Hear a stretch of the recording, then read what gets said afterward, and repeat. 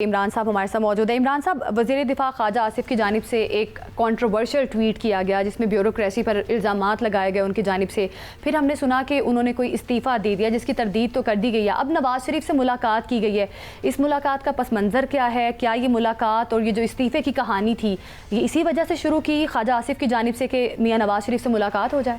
بسم اللہ الرحمن الرحیم۔ زینب دیکھیے، سب سے پہلی بات تو یہ ہے کہ خواجہ آصف مسلم لیگ نون کے ایک ایسے لیڈر ہیں جو جب چاہیں وہ میاں نواز شریف سے یا وزیر اعظم میاں شہباز شریف سے مل سکتے ہیں۔ شریف برادران جو ہیں وہ یا شریف خاندان، اس میں میاں آصف کو بڑی عزت کی نگاہ سے دیکھا جاتا ہے اور ان کو پورا شریف خاندان، خواہ وہ مریم نواز صاحبہ ہوں یا حمزہ شہباز ہوں، سب ان کا احترام کرتے ہیں، عزت دیتے ہیں۔ اس لیے یہ تو پہلی بات یہ کہ وہ ٹویٹ یا یہ ناراضگی اس لیے نہیں تھی کہ میاں نواز شریف کو ملاقات کا ٹائم نہیں دے رہے تو میں رس جاواں تو ملاقات دا وقت مل جائے گا، یہ نہیں۔ اصل کہانی یہ ہے کہ ہمارے واقفان عال یہ کہتے ہیں کہ میاں نواز شریف سے ملاقات جو آج کی ہوئی ہے خواجہ صاحب کی، وہ خواجہ صاحب کی ریکویسٹ پہ نہیں ہوئی، بلکہ ان کی ناراضگی کو دور کرنے کے لیے، ان کا جو موڈ بنا ہوا تھا اس کو دور کرنے کے لیے میاں نواز شریف کی طرف سے ان کو بلایا گیا۔ ان کے معاملات کس کے ساتھ خراب ہیں؟ وزیر دفاع ہے، دفاع کے ساتھ معاملات خراب تو نہیں ہے؟ دیکھیں، وہ میں آپ کو وجہ بتاتا ہوں۔ ایک ADCR تھے مبینہ طور پہ جو سیالکوٹ میں لگے ہوئے تھے، تعینات تھے۔ دیکھیں ہمارے ہاں یہ تو ایک عام بات ہے نا کہ جو سیاستدان ہوتے ہیں وہ اپنے اپنے اضلاع میں اپنی مرضی کے لوگ تعینات کرواتے ہیں۔ بالکل۔ اب اگرچہ اس وقت جو میں اگر آپ سے یہ کہوں کہ پچھلے 35 سالہ اپنے صحافتی کیریئر میں نے کوئی اتنا مضبوط چیف سیکرٹری نہیں دیکھا جتنے کہ اس وقت جو چیف سیکرٹری ہیں وہ ہیں زاہد اختر زمان صاحب۔ 65 سے 70% پوسٹنگ وہ اپنی مرضی سے کر رہے ہیں، وہ وزیر اعلیٰ کہ اس میں مرضی شامل نہیں ہوتی، لیکن پھر بھی کچھ ایسی پوسٹنگز ہیں، کچھ ایسے لوگ ہیں جو اس سے مبرہ ہیں۔ خواجہ آصف بھی ان میں ہے۔ وہ ADCR کے بارے میں یہ کہا جاتا ہے اقبال صاحب کے بارے میں کہ وہ خواجہ آصف کے منظور نظر تھے۔ اچھا، اب اینٹی کرپشن نے ایک معاملے پہ کسی نے شکایت کی اور اینٹی کرپشن نے ان کو بلایا اور ان کو یہ مبینہ طور پہ یہ کہا جا رہا ہے کہ وہ جس نے شکایت کی تھی اس نے میاں نواز شریف صاحب سے شکایت کی اور میاں نواز شریف نے، مریم نواز بھی اس وقت ان کے پاس تھی اور انہوں نے ان سے کہا، انہوں نے DG اینٹی کرپشن کو کہا اور وہ اینٹی کرپشن نے ان کو سمن کر کے طلب کر لیا۔ وہ آئے تو ان کو بٹھا لیا گیا، ان کو گرفتار کر لیا گیا۔ اب ایک مبینہ طور پہ کہانی یہ ہے، اس پہ خواجہ صاحب ناراض ہو گئے، خواجہ صاحب نے ناراضگی کا اظہار کیا۔ ہمارے واقفان عال کے مطابق خواجہ صاحب نے استعفیٰ دیا نہیں، لیکن یہ ضرور کہا کہ اگر یہ بات ہے اگر کہ میرے شہر میں، میرے ضلع میں اس طرح سے ہوگا تو پھر میں چھوڑ جاتا ہوں۔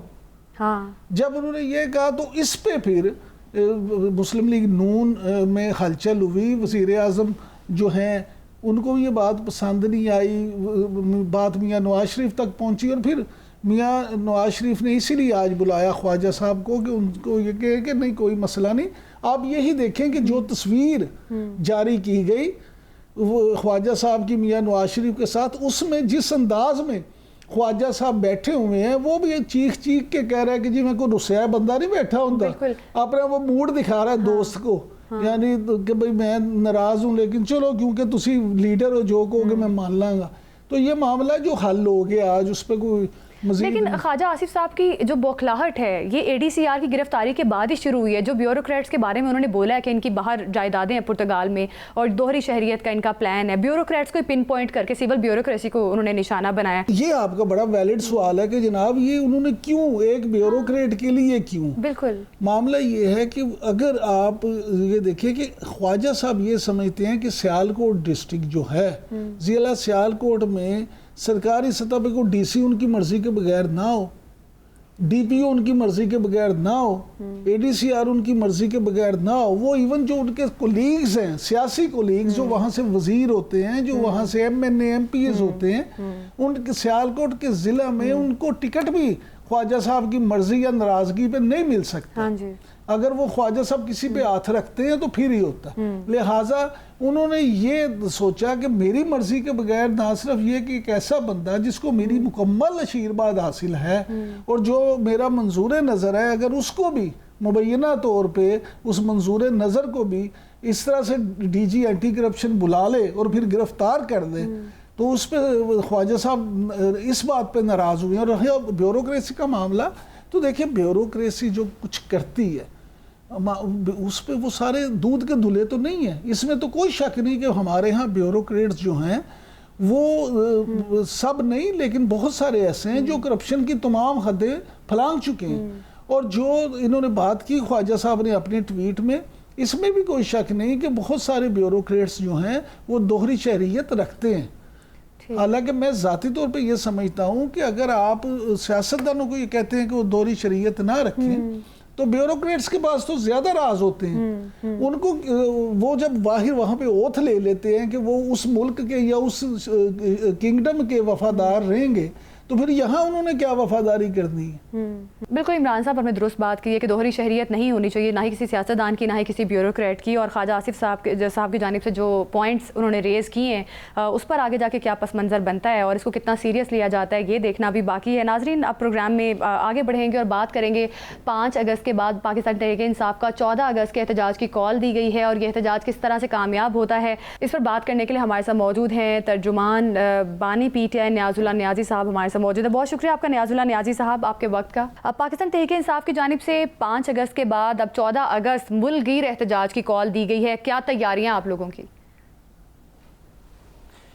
دیکھیں کہ آپ نے دیکھا کہ 5 اگست کو جو ہماری موبلائزیشن تھی وہ ہر شہر سے آپ کو نظر آئی. آپ کو اوورسیز پاکستانی نظر آئے، آپ کو چاروں صوبوں سے لوگ نظر آئے اور اس پہ خان صاحب نے جیل سے اندر سیٹسفیکشن کا اظہار کیا اور انہوں نے کہا کہ اتنے جبر ظلم سے 8 فروری سے جس طرح ہم نے الیکشن دیکھا اور جس طریقے سے پارٹی کے ساتھ سیمبل کا نشان کا چھیننا، پھر 447 سے الیکشن کا چھیننا، پھر ریزرو سیٹ کے فیصلے، تو بہت مشکل حالات سے پارٹی گزر کے آ رہی تھی. تو سب جگہ پہ لوگ نکلے ہیں اور ہم یہ بھی کہتے ہیں کہ ہم یوم اتصال میں بھی اسی طرح تھے جس طرح اور پاکستانی ہیں. کشمیر کا غم دکھ اسی طرح ہے. عمران خان کو کشمیر کا سفیر کہا جاتا ہے جب اس کی پالیسی تھی خارجہ پالیسی کے ٹائم. اب آ گیا آپ 14 اگست کا دن، دیکھیں کہ ہمارے پاس کوئی آپشن اور نہیں ہے. نہ ہمارے کیسز جو الیکشن ٹریبیونل بنے تھے نہ وہ سنے گئے. ہم ہر جگہ پہ جا رہے ہیں، خان صاحب کے ذات اپنے کیسز پینڈنگ پڑے ہیں. اب ہم نے کہا ہے کہ ایکچولی 14 اگست تو پوری قوم کو مبارک.